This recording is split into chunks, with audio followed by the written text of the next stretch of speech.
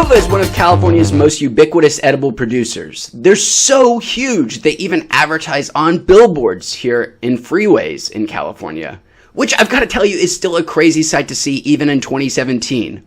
Weed being advertised on the freeway. It is a weird, wonderful world we are now living in. Welcome to Weeats, everyone, the marijuana edible review show where we help you make sense of your dispensary. Today, we aren't reviewing a single product, but instead we're reviewing an entire brand, and that brand, of course, is Korova. So, I digress. In Korova's case, bigger is certainly better. They make some of the most potent, best tasting, and reasonably priced edibles on the market. They have earned that ubiquity. And if you've never had the opportunity to experience the magic of the three-eyed cow, my friends, you are missing out. Korova, outside of a few exceptions, makes baked products, baked goods. They've got a ton of varieties of brownies, blondies, cookies, so on and so forth. And outside of a few exceptions, these products come in several different lines. The 150 milligram lines, 250 milligrams, the 500s, and the 1,000 milligram line. So let's talk a little bit about their lower potency line, the 150 milligrammers. This line has some of the best tasting recipes for sure. They've got a basic brownie and a chocolate chip cookie, which are both pretty good. But my two favorites here are the Saturday morning cookie, which has got like fruity pebbles, white chocolate chips, so good. And my personal favorite, the ginger chew, an incredible molasses cookie. You gotta try it. These are just two of my favorite edibles, full stop. So even their 250 milligram line still tastes pretty good. Like the mint dip, the peanut butter dip, both still really good tasting. You're not going to gag on those.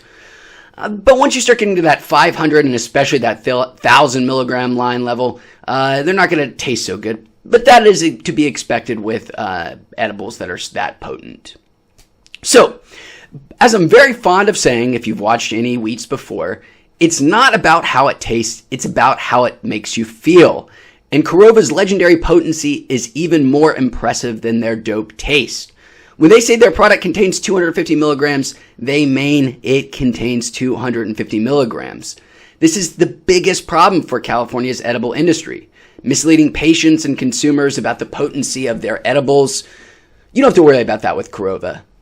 It takes a shit ton to get me high, but even their 150 milligram line does the trick. My personal sweet spot, though, is that 250 milligram line. That gets me absolutely pleasantly stoned for many hours. Perfect for me. Their higher doses are wild. These are some of the most potent, hardest-hitting edibles you'll find anywhere. The 500 milligram products are a little too strong for me, for even me to take in one shot. And the 1,000 milligrammers, well, just fucking forget about it, dude. I did manage to eat a whole one over a 3-hour sitting on a live stream once. You can find that video here. But I don't know if I could ever do that again. And actually, I've tried and failed to review the 1,000 milligrammers several times in the past.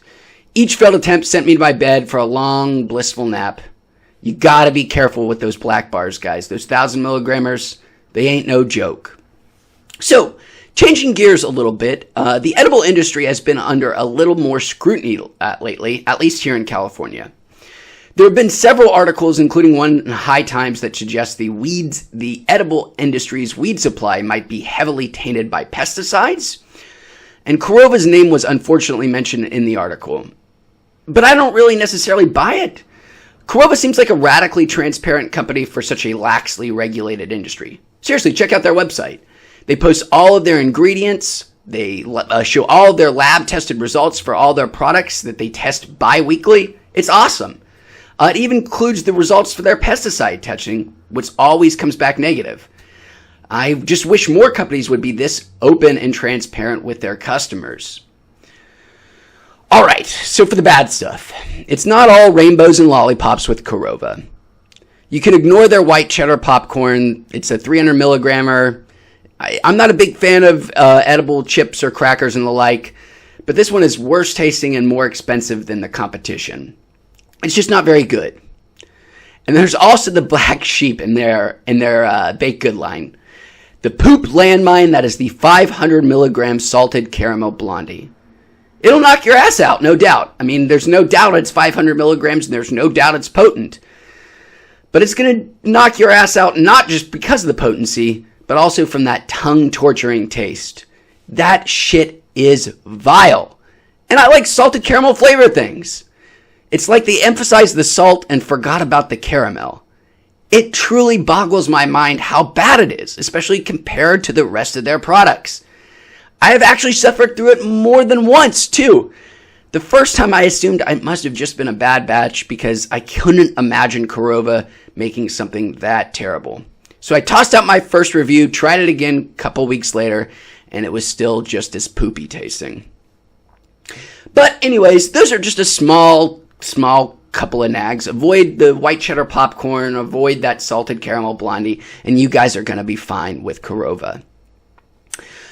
So, if you haven't been able to piece it all together, and if you couldn't, what the hell is wrong with you? I love Korova, guys. Without doubt, they are one of California's finest. I only wish I could enjoy their edibles more, but doing these reviews often locks me into trying new products. So, I'm going to leave you with the best piece of advice I've ever heard about edibles, and it just happens to be Korova's slogan. You can always eat more, but you can never eat less. Thanks so much for watching this review, guys. We have nearly Korova's full line of products reviewed in our archives, so feel free to take a look. And as always, if you have any questions or comments or specific products you want me to review, just leave a comment below or hit me up at Weeats Review on Twitter or Facebook. And if you enjoyed yourself, please don't hesitate to like or subscribe for more reviews in the future. Thanks so much for watching, Weeats, guys. Peace.